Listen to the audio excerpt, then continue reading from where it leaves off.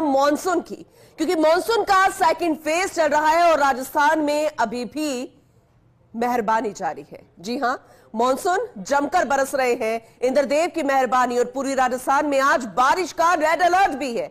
और इतना ही नहीं, एहतियातन 13 जिलों में स्कूल बंद घोषित कर दिए गए हैं। आपको ध्यान होगा कि परसों 10 जिलों में स्कूल बंद की घोषणा थी, कल 13 जिलों में स्कूल बंद की घोषणा थी, आज भी 13 जिलों में स्कूल बंद की घोषणा है। मॉनसून सीजन में अब तक सामान्य से लगभग 85% से ज्यादा बारिश हो चुकी है। मौसम विभाग ने ऑरेंज अलर्ट जारी किया है।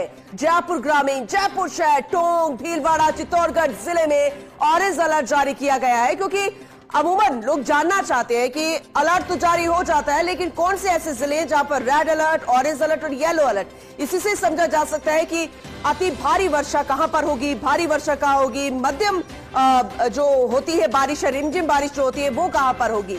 तो मेघ गर्जन के साथ हल्की से मध्यम बारिश होने की संभावना जताई है। एक दो दौर भारी बारिश होने की भी संभावना है। ऐसे में राजधानी में आज सुबह से जारी है बारिश का दौर, तो कहीं रिमझिम तो कहीं तेज बारिश भी हो रही है।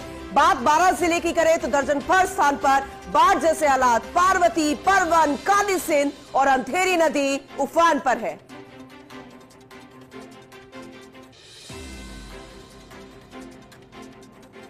रुक कर लेते हैं, क्योंकि राजस्थान में हम तमाम इलाकों की बात करते हैं, लेकिन जब माउंट आबू का जिक्र आता है, इकलौता हिल स्टेशन, फिर तो उसकी वादियां, उसके खूबसूरत नजारे हमें कश्मीर, कुल्लू मनाली जैसे लगने लग जाते हैं, और उससे बेहतर भी कई बार लगते हैं।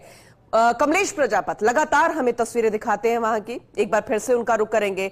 कमलेश, क्योंकि जब लगातार हम आपसे सुबह चर्चा करते हैं, वेदर रिपोर्ट जानते हैं, जिस जगह भी आप खड़े हो जाओ पीछे बहुत ज्यादा फोग होती है, विजिबिलिटी बिल्कुल जीरो होती है और मौसम इतना सुहावना, लेकिन इन सब के बीच में व्यवस्थाएं तो बेहतर नजर आती हैं टूरिस्ट के लिए, अव्यवस्थाएं आम लोगों के लिए कितनी हो जाती है। ओवरऑल अपडेट कीजिएगा, आज की सुबह कैसी है मौसम के अनुसार भी।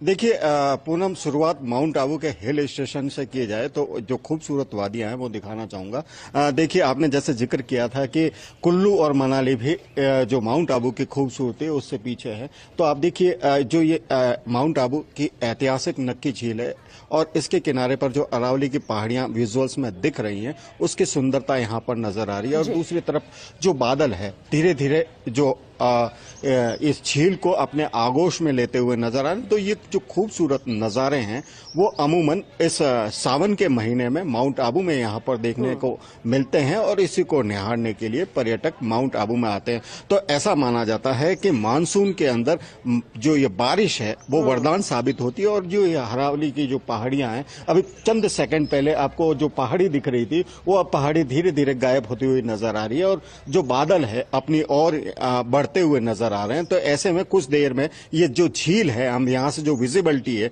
वो शून्य के बराबर हो जाएगी, आप देख भी नहीं पाएंगे कि आगे कौन खड़ा है, क्या चीज है। तो ये जो खूबसूरती के साथ साथ जो आपने परेशानी का जिक्र किया, तो खास तौर पर पर्यटन नगरी में इस सावन के बारिश के बीच जो परेशानियां हैं स्थानीय लोगों की वो जरूर बढ़ जाती हैं।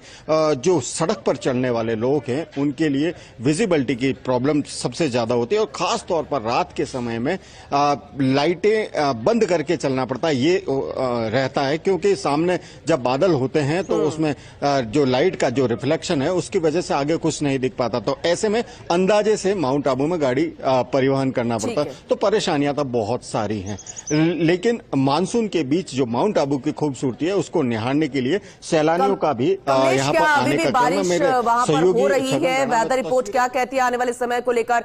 कुछ पर्यटक होंगे उससे भी बातचीत करने की कोशिश कीजिएगा और साथ ही जो वीडियो जर्नलिस्ट होंगे उन्हें कहिएगा कि खूबसूरत वादियां जो है और करीब से दिखाने की कोशिश कीजिए, चारों तरफ किस तरीके का माहौल है वो भी बताने की कोशिश करें।